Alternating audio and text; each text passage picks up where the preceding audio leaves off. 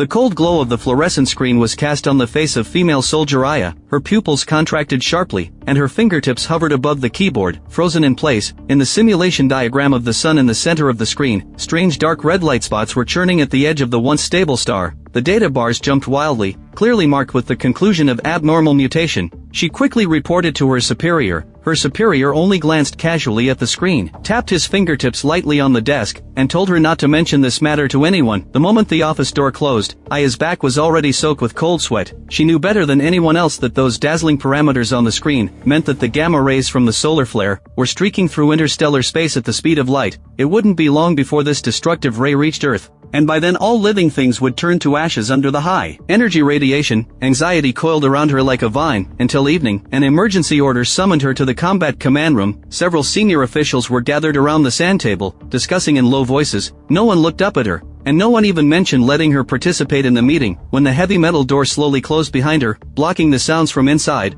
Aya's heart sank to the bottom of her stomach. Something that made the top brass so secretive must be a crisis enough to overthrow the world. Back in her dormitory, she grabbed the phone immediately and dialed her mother's number. She told her mother to stay in the basement for the next few days, and not to come out no matter what sounds she heard. She wanted to explain clearly the severity of the crisis, but before she could finish speaking, suddenly heavy footsteps came from outside the window. Accompanied by the crisp sound of metal colliding, Aya yanked out the power cord in one go, and the room was plunged into darkness instantly. She edged along the wall to the window and lifted a corner of the curtain. Two fully armed figures downstairs were carrying equipment and walking towards the dormitory building. Aya's heart tightened. She turned around, pushed the heavy desk behind the door to block it, then grabbed the folded military uniform and the backpack stuffed with emergency supplies, and escaped down the fire escape on the balcony. But her phone was left forgotten on the sofa, its screen still lit up with the notification of her mother's missed call. 1 minute later, the soldiers arrived at the door of her room. A loud sound of breaking down the door rang out. Two soldiers rushed into the room with guns in their hands, but only saw the empty living room and the swaying curtains. Aya had already disappeared into the night. At the same time, deep under the sea, a small submarine was moving forward steadily. The 5 scientist team inside the cabin stared at the radar screen, preparing to go to the deep-sea detection point to collect samples. But halfway through the journey,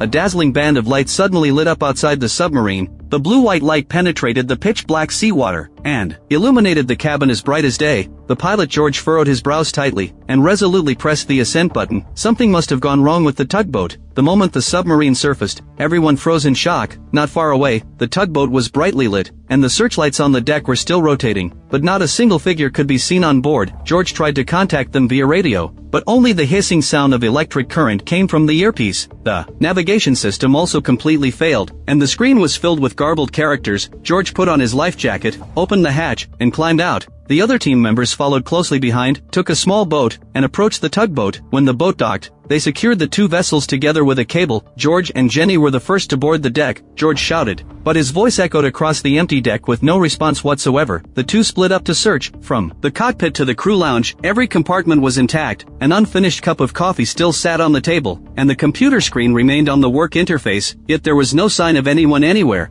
As if all the crew members had vanished into thin air in the blink of an eye, the sense of foreboding grew stronger and stronger. It wasn't until they entered the captain's cabin and saw the open laptop on the desk. On its screen was an unsent document, signed by the tugboat's captain, that the content made their blood run cold. The document stated that the sun had already mutated, and when the sun rose, it would kill all living things. The military had already informed them to head to a nearby underground shelter. Looking at their colleagues' anxious faces, though George and Jenny found it somewhat unbelievable, they knew this wasn't a prank. Filled with panic, they hurried back to the submarine, then used the remaining power to head toward the island their colleagues had mentioned. Before long, Parker detected an anomaly on the radar. An unknown object was rapidly approaching them. George stepped forward for a look and deduced that the object must be coming for them, so he decided to run the submarine at full speed. Finally, they reached the island with the shelter not long after, but their hearts still didn't ease, for the pier was pitch black, and an eerie sense of oppression lingered everywhere. Just as they were beginning to feel frightened, a huge wave suddenly surged up on the sea surface. Immediately after, a massive object suddenly emerged from the water. It turned out to be a military warship, and many soldiers disembarked from it.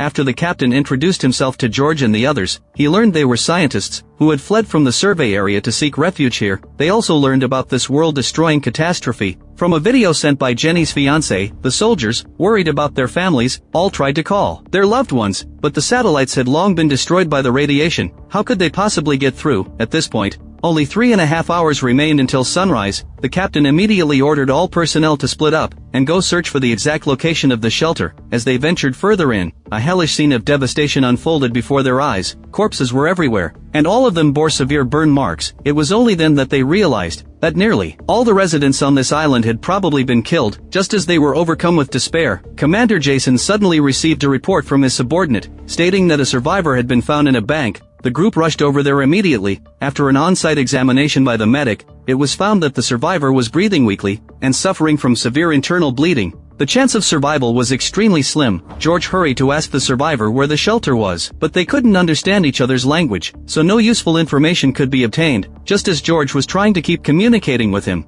Jason directly pulled out his pistol and ended the survivor's life. George's head was buzzing from the loud gunshot. When he came to his senses, he grabbed Jason and demanded to know why he had done that. Jason argued that the situation was already extremely critical, and they couldn't afford to waste time on someone useless. By this time, only 2 hours remained until sunrise. Jason asked the captain to give the order for all crew members to return to the submarine first, but the scientist Jenny didn't want to give up yet, for her fiancé was also in the shelter here. She wanted to ask the soldiers to help search for it together, but Jason refused without hesitation. He was unwilling to waste any more manpower on such meaningless things. George had to ask the captain for another half hour. After that, the two immediately headed toward the interior of the island. At the same time, Parker and David were ordered to repair the transformer on the island. After some tinkering, surprisingly, they actually managed to restore the power supply. The town's broadcast started playing shelter announcements automatically, and from this, Jenny and George learned the exact location of the shelter. But when they arrived at this bunker in the deep mountains, they found that this place had also become a dead zone. Everyone there had turned into cold corpses. Her fiancé was also lying on the ground, holding the phone he had used to send her messages in his hand. Jenny was instantly overwhelmed with grief. But by this time, sunrise was drawing closer and closer. The two had to hurry to the pier as quickly as possible. On the other side, a group of soldiers still in the bank were tempted by the money. They wanted to take all the cash in the safe with them. But this scene was spotted by the squad leader, and a conflict immediately broke out between the two sides. The chief engineer also rushed to the scene after hearing the argument. But just then, the power in the town suddenly came back on. The automatic door of the vault closed instantly, trapping several people inside, including the chief engineer. What's more, the only survivor who knew the password was already dead by this point. The comrades outside the door couldn't open it, and as the outer iron door was about to close, the chief engineer had to order the corporal to escape quickly. The corporal could only watch helplessly as his comrades were sealed inside. Not long after, the captain and the others learned the news from the corporal, but with sunrise imminent, they had to give up the rescue. Jason was furious about this, blaming Jenny and the others for asking them to go to the island to search. Otherwise, the tragedy would never have happened. Thus, a vengeful thought emerged in his mind. The elderly captain quickly issued the order to dive, but Jenny and George hadn't returned yet. Their companions wanted to ask to wait a little longer, but the angry Jason blamed the death of his comrades on this group of scientists. He didn't care at all about Jenny and George's fate. Just as he was about to close the hatch, George and Jenny arrived just in time, but Jason pretended not to see them and locked the hatch tightly without hesitation.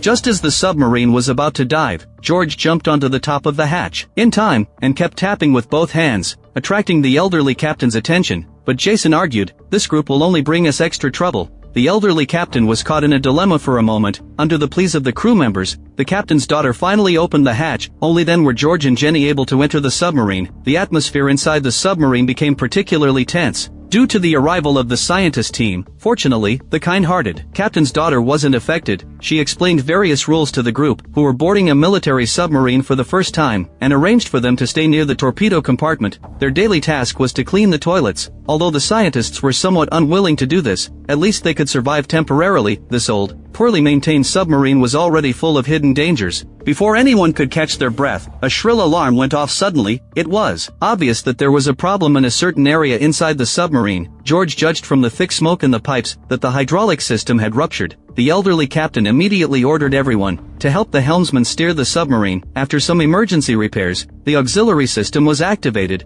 and the submarine's hull gradually regained stability. George's skilled operation impressed the elderly captain greatly. Upon inquiry, he learned that George had experience in building submarines, and that the submarine used by the scientist team was developed and built by him. At present, the original chief engineer was most likely dead, and no one else was competent for this important position for the time being. After a series of careful assessments, the elderly captain decided to appoint George as the new chief engineer. After all, they were outsiders, and this appointment made the corporal, who should have been the rightful candidate for the position, resentful. He stated that he had served in the Navy for 15 years, and would never take orders from a stranger. Considering that everyone could only survive the doomsday if they united, George originally intended to settle the matter peacefully, but unexpectedly, the corporal became more and more outrageous. He started bullying David, who was cleaning the toilet, right in front of everyone. Parker tried to step forward to reason with him, but was grabbed by the neck. The scientists were no match for these soldiers. They were quickly overpowered, but Jenny grew angrier the more she thought about it. Just one day ago, she was a scientist admired by thousands, so how had she now become a lamb waiting to be slaughtered? So she told George about what had happened, and the two went to the captain's cabin, hoping he would properly discipline these soldiers. But the elderly captain didn't take it seriously. Instead, he believed his soldiers would never do such outrageous things. In order to ease everyone's tensions, the elderly captain agreed to let the two sides confront each other face to face. Just as George and the corporal were having their so-called friendly communication, David spotted a furtive-looking soldier in the corridor. The soldier's uneasy demeanor made David sense that something terrible was about to happen. Faced with David's questioning gaze, the soldier spread his palm openly, and hanging from his fingertip was the pin of a hand grenade. This was clearly an attempt to take everyone down with him. David hurried to inform everyone who was in the meeting of this news. Upon hearing this, the elderly captain couldn't sit still for a second. He rushed to the soldier's side immediately, and ordered him to drop the weapon in a stern tone. But the soldier was clearly mentally unstable, turning a deaf ear to the captain's warning. Seeing this, Jason also pulled out his pistol right away. He wouldn't hesitate to kill the soldier at the captain's command. But the elderly captain wanted to make one last effort. He climbed into the compartment, and persuaded the soldier not to do anything foolish. But the soldier only wore an eerie smile on his face. He told the captain, "Since God wants everyone to perish, we should obey his will." The captain was stunned upon hearing this. After some persuasion, there was still no sign that the soldier was calming down. The captain had to close the compartment door and bolt it from the outside, to ensure the safety of everyone outside. Just as he was about to try to reach the soldier with his compassion, the soldier suddenly saluted him, then detonated the hand grenade without hesitation. The kind-hearted elderly captain lost his life just like that. Moreover, the shockwave from the explosion tore a gap directly in the bow of the submarine, and a large amount of seawater began to pour in rapidly. If not dealt with promptly, everyone would surely drown at the bottom of the sea. The situation became extremely critical in an instant. Everyone had no time to grieve. They scrambled to block the gap, but it was undoubtedly a drop in the bucket. The submarine's hull was still under intense pressure. Parker was also very anxious about this, but unexpectedly, the corporal came to pick a fight at this critical moment. He grabbed Parker by the neck and beat him up badly. Fortunately, David was nearby. The corporal left only after throwing down a harsh threat. Just as everyone was feeling panicked and disoriented, the emergency response team arrived at the scene. With everyone working together, the water inflow was temporarily brought under control, but everyone knew that as the diving depth increased, the gap would inevitably widen again. Now, the only option was to arrange for highly experienced divers to take turns welding the gap from outside the submarine. Fortunately, the current depth was only 60 meters. The water pressure was theoretically still within the range that the human body could withstand. But the question was, who would be willing to take on such a dangerous task? To save everyone's lives, George was the first to step forward. However, to carry the welding equipment conveniently, another person was needed to go with him. Just as everyone was feeling hesitant, the captain's daughter bravely accepted the task. Even though she had just lost her father, she wiped away her tears and threw herself into this battle. The two prepared their diving equipment, then began filling the compartment with water. Once the pressure equalized, they successfully opened the hatch. The sea was pitch black at this moment. In front of the massive nuclear submarine, the two human figures looked so tiny and insignificant. They quickly swam to the location of the gap. But just as they were about to weld with the steel plate, no one noticed a strange dark shadow flashing past from behind. Lily, who was in charge of keeping watch, was about to step forward to check the welding progress, when a huge mouth suddenly appeared. She was so frightened that she choked on a big mouthful of seawater, and the only memento left by her father slipped from her hand. She hurried to chase after it, but her swimming speed couldn't keep up with the necklace's descent. When she came to her senses, she realized she seemed to have drifted far away from the submarine. Through her goggles, the surrounding area was empty, as if she were trapped in an invisible prison. At this moment, George was still nervously finishing the final work. he glanced at his watch, and found that there were only 2.5 minutes left until the scheduled time, but Lily, who had been beside him, was nowhere to be seen. He grabbed his flashlight and hurried to search around, and finally spotted the helpless Lily 30 meters below. After some effort, he successfully swam to her side, and identified the direction using the glowing light panels that had been placed on the submarine in advance. Only 30 seconds remained. They had to return to the nuclear submarine as soon as possible. At this moment, the companions inside the submarine were still waiting anxiously. Even Jason began to grow restless and anxious. Time passed by second. Just when everyone felt that their chances of survival were slim, a familiar call came from the isolation compartment. Exhausted, the two finally returned safely. Although everyone let out a long sigh of relief, their survival crisis was still not resolved. The welding could only temporarily slow down the inflow of seawater, but as the diving depth increased, the enormous pressure still had the possibility of tearing the gap open. For the time being, they could only sail at the lowest speed, and reach a nearby naval base after sunset to carry out a comprehensive overhaul. So this nuclear submarine, which carried humanity's last hope, set off again. After a full day's voyage, they finally arrived at Iskenderun naval base that night, but to their disappointment, the naval port pier still had no sign of anyone. The sailors had to search the base buildings. In one auditorium, they found dense piles of corpses, and the projector was still playing the emergency evacuation plan,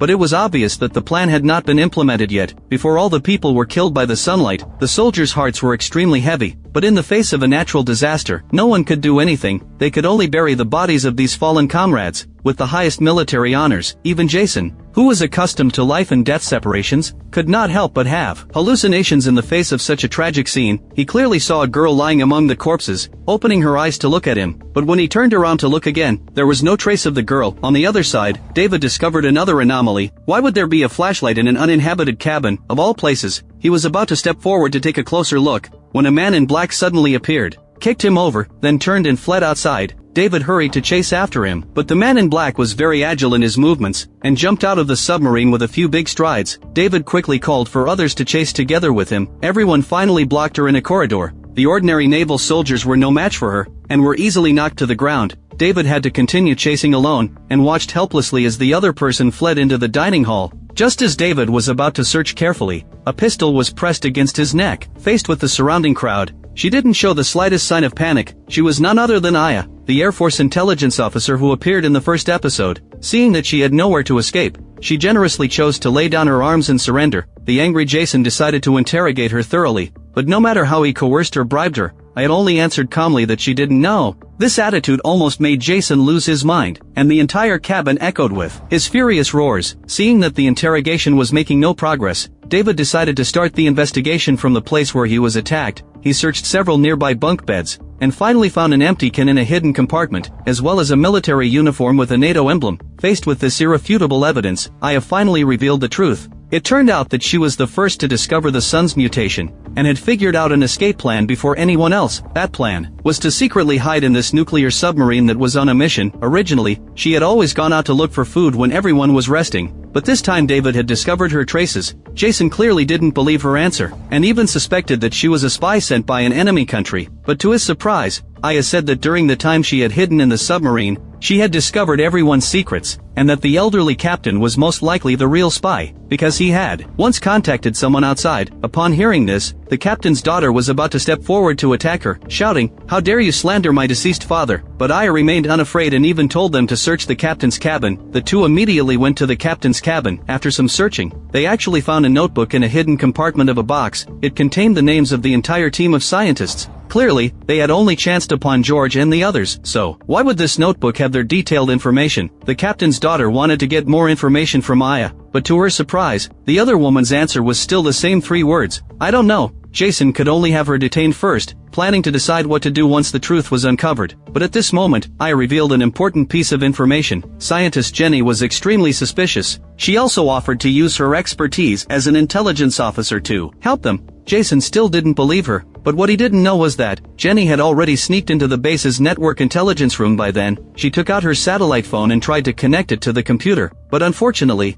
it didn't work. What secret was this seemingly harmless scientist hiding? On the other side, 2 soldiers on the submarine suddenly started vomiting and having diarrhea. David and George suspected they had contracted some kind of infectious disease. Just as Jason was about to order their quarantine, biologist Parker discovered the real cause. It turned out the 2 soldiers had just eaten a large amount of food found in the base, and after exposure to sunlight, the atomic structure of the food had changed. It had not only lost all nutritional value, but also produced toxins harmful to the human body. Only the original food supplies on the submarine were still normal, but this meant external supplies were now almost useless. The food stock on the submarine would only last another week. From that point on, the survivors faced an even more severe problem. They would either be killed by sunlight or starve to death. Jason refused to accept this. He gathered all the soldiers and ordered them to conduct a thorough search of the entire base, determined to find normal supplies that had not been exposed to sunlight. But the situation turned out to be even worse than expected. David found a large stock of canned goods in a warehouse. Theoretically, metal packaging should effectively block sunlight, but when George took a bite, he found that all the cans had gone bad without exception. Jenny couldn't accept this result at first. Was there not a single edible can in the entire warehouse? After randomly testing a few more cans, she fell into even deeper despair. At this moment, the voices of other soldiers came over the radio, reporting that all food in the base was now unusable. George refused to give up and kept searching, but Parker seemed to have resigned himself to the truth. He would rather die the moment the sun rose than witness the tragedy of humans eating each other. Once the food ran out, on the other side, Jason finally decided to cooperate with Aya. By searching for Jenny's name, they uncovered a shocking secret. The team of scientists led by Jenny had started seabed exploration as early as a year ago. Their actual research project was to build a habitable area on the seabed, designed to cope with the threat caused by the sun's mutation. Could it be that the authorities had long known about the sun's anomaly, yet kept it hidden from the public all along? Just as Jason was about to confront Jenny face to face, everyone was suddenly drawn to a loud roar. They looked up at the sky in disbelief and saw a plane streaking across the night sky. Could there be other survivors in the world? In fact,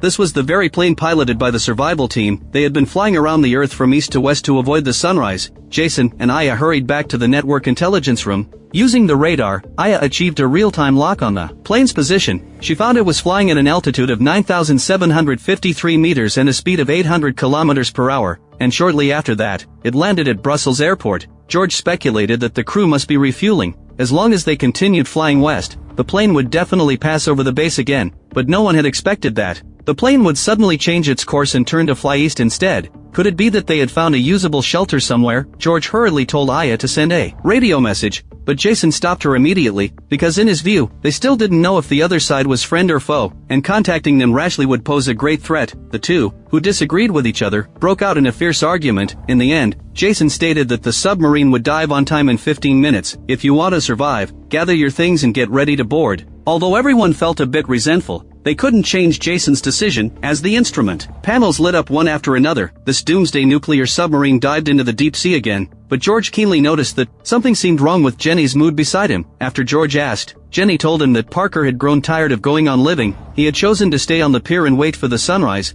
George hurriedly took out a diving suit and prepared to go rescue him. But everyone knew that all this was actually already too late to help. At this moment, Parker was calmly sitting on the beach. He took out his passport, perhaps the only evidence that he had ever existed in this world. Watching the faint glow of dawn appearing on the distant horizon, he slowly stepped forward toward the sea. At the moment the sun rose, his smile froze in time forever. Using her skilled hacking skills, Aya finally located the plane they had seen the night before. It was parked at an airport in Bulgaria. Could that place have the shelter people had been longing for? While everyone was wondering, a man's voice suddenly came over the radio. He kept repeating a sentence in Spanish. This is a brand new home founded by survivors. It is not only located underground but also has ample food. We welcome all who hear this broadcast to come seek refuge here. Then he also provided specific latitude and longitude coordinates. After hearing this, everyone fell into deep thought, and then turned their eyes to Jason. They had received two pieces of information about potential shelters, so which one was more credible? After weighing the options, Jason finally made a decision to head to Bulgaria. After all, there was a NATO shelter base he was familiar with there,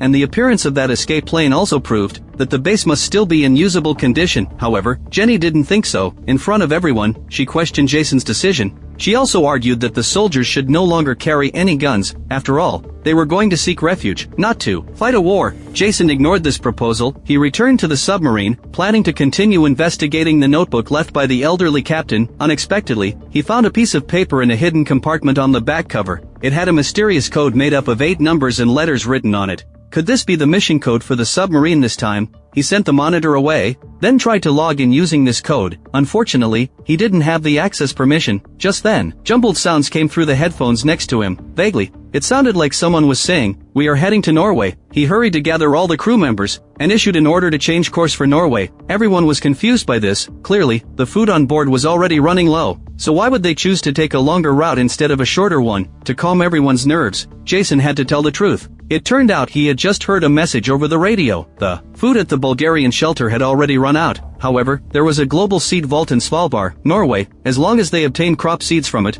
they could solve the food shortage problem through hydroponic cultivation. Jenny still insisted on going to that mining area in Spain. After all, the distance was several times shorter than that to Norway. The two broke out in another fierce argument over this. George finally stepped in to mediate. He stated that Spain was also on the route to Norway, so they could stop there first to assess the situation before making a final decision. After Jenny's sarcastic remarks, Jason finally had to agree. After 2 days of sailing, the submarine finally arrived in Spain safely. To ensure the submarine's safety, Jason not only had the soldiers carry a large number of weapons, but also specially arranged 2 boats for landing. The port's loudspeakers continuously broadcast information about the new home, and thoughtful signposts guided everyone's way. There were even cars prepared for them. Jenny and George happily thought, "Truly, there is still kindness in the world." After a short drive of just a few minutes, the group arrived at the mining area safely, but the elevator could only hold 5 people at a time. Jason had to take George, Jenny, and 2 other soldiers down first. What they didn't know was that someone had been watching their movements through surveillance cameras the entire time. The elevator stopped at a mine entrance. George led the group into the mine, but after walking for a long time, they didn't see a single person. At the same time, their companions above found that the elevator could no longer go up. The alert captain's daughter immediately realized something was wrong. She hurriedly arranged for the soldiers to look for other entrances. But just as Jason and the others began to sense that something was amiss, someone suddenly grabbed a soldier from behind. Before they could react, a large group of miners had already surrounded them. It turned out this had been a huge trap from the start. There was no shelter at all. This group of miners, who had barely survived, had been spreading false information continuously, their goal being to lure other survivors into walking right into their trap. George still wanted to negotiate with them, but Jason refused outright. He pulled out his pistol and started shooting. The hijacked soldier was killed on the spot. A fierce fight broke out between the 2 sides in an instant. The mine cave descended into chaos. Jenny took the opportunity to escape from the side. Upon hearing the gunshots, the people above hurried to the nearby control room, only to find that the wires had already been deliberately cut.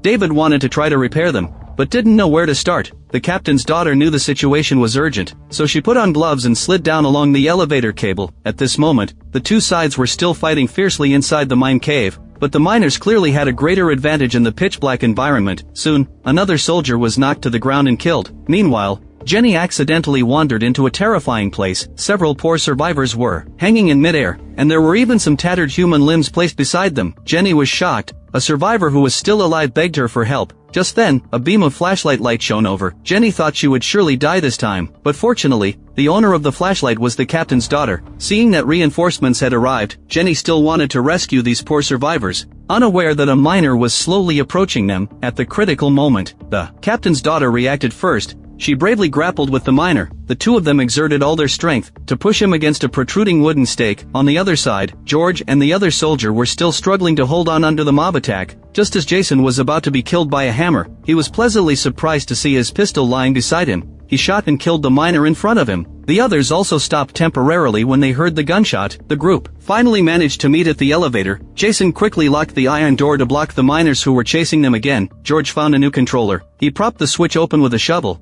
and at the last moment before the elevator rose, he jumped and climbed onto it. The group finally returned to the ground, then hurried to head for the port without stopping. But trouble arose again at this crucial moment. The companions soon realized that George and Jenny had not returned. David felt a car key in his pocket, but going back to deliver the key now would be nothing short of throwing their lives away. Jason could only arrange for everyone else to retreat first, while he stayed behind with a few others to wait for the pair. At this moment, George and Jenny were still running for their lives, with a group of ferocious-looking miners chasing them relentlessly. Just as they were about to make it back to the port, the soldiers had already gotten ready to shoot at any moment. Jenny accidentally tripped over a cable, then was grabbed by a miner and taken hostage. George urged the soldiers not to shoot, but how could Jason negotiate with these beasts? Even though George begged loudly, Jason still calmly pulled the trigger. Jenny died just like that. George tried to fight Jason to avenge her, but was knocked unconscious by the captain's daughter with the butt of a gun. The group returned to the doomsday nuclear submarine once again. Now they had only one option left: to head to the underground seed vault in Norway.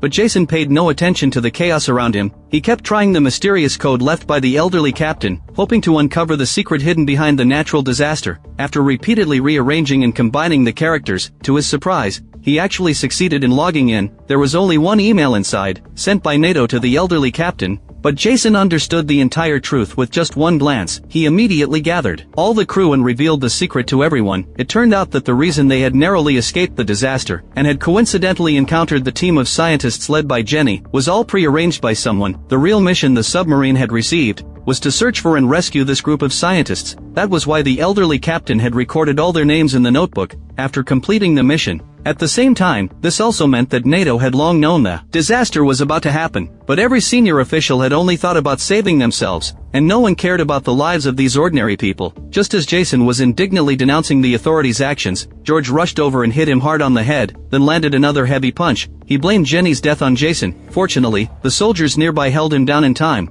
preventing the situation from escalating further. The other members of the scientist team were clearly unaware of the so-called secret mission, and even George looked completely confused after hearing it. But because he had attacked the commander, he was still forcibly put in confinement. No one could have imagined that George would stage a comeback under such unfavorable circumstances. He accidentally learned that 2 missiles were missing from the submarine. Moreover, he recalled that when they were in Bulgaria, there had been an abnormal alarm in the submarine, so the only explanation was that Jason had launched these 2 missiles without telling most people. Then who was the target of the attack? He used this to lure Jason into negotiations. Moreover, only the scientists mastered hydroponic technology. George decided to take an extreme stance. Either everyone starves to death outright, or Jason's 2 trusted soldiers give their lives in atonement to console the spirits of Jenny and Parker, who had died. To protect the lives of all crew members, Jason finally had to compromise, but he never expected that he still fell into a trap. The conversation inside the cabin had already reached the ears of all crew members via the intercom. Soon, his idea of betraying his comrades to save his own life became known to everyone.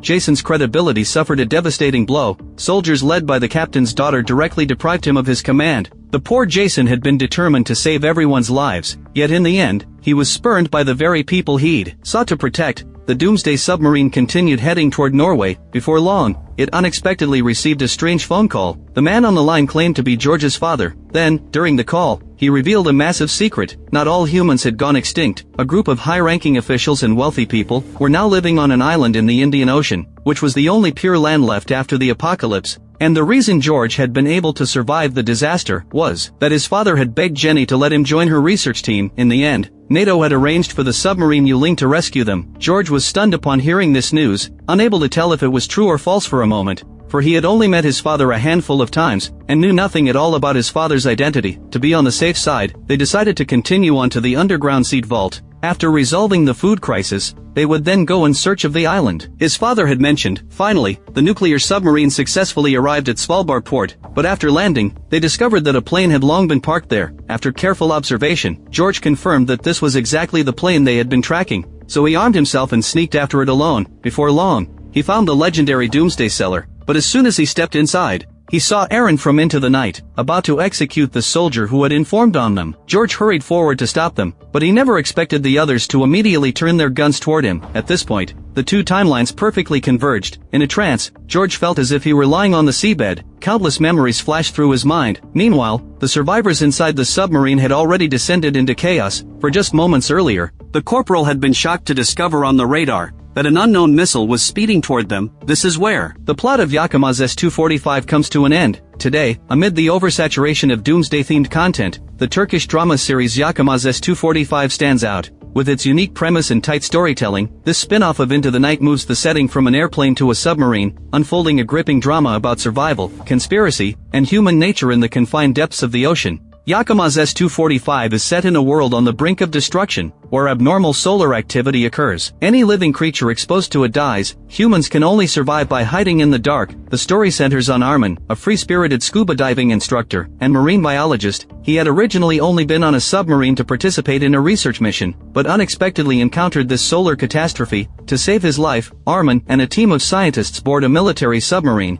They must not only try to unravel the mystery of the sun, but also uncover the true mission of this military submarine. As tensions within the team grow increasingly fraught, The relationship between Armin and the submarine's second-in-command, Umut, becomes particularly tense. Yakuma's S245 consists of 7 episodes in total, each approximately 50 minutes long. Its narrative pace is tight and full of tension. The series excels in areas such as visual presentation, performances, and story structure. Of course, Yakuma's S245 isn't without flaws. While its 7-episode length ensures a tight pace, the backstories and motivations of some characters may feel underdeveloped. Some plot twists, though highly dramatic, can occasionally feel abrupt. However, these issues are not enough to detract from the overall viewing experience. Yakuma's S245 strikes a solid balance between entertainment and depth. It is not just a thrilling doomsday survival drama, but also a mirror that reflects human nature. When human civilization collapses, when survival becomes the sole goal, how will the moral and ethical boundaries in our hearts be redefined? If you enjoyed Into the Night, or have an interest in doomsday themes and confined space survival stories, Yakuma's S245 is definitely a sci-fi thriller series worth your time.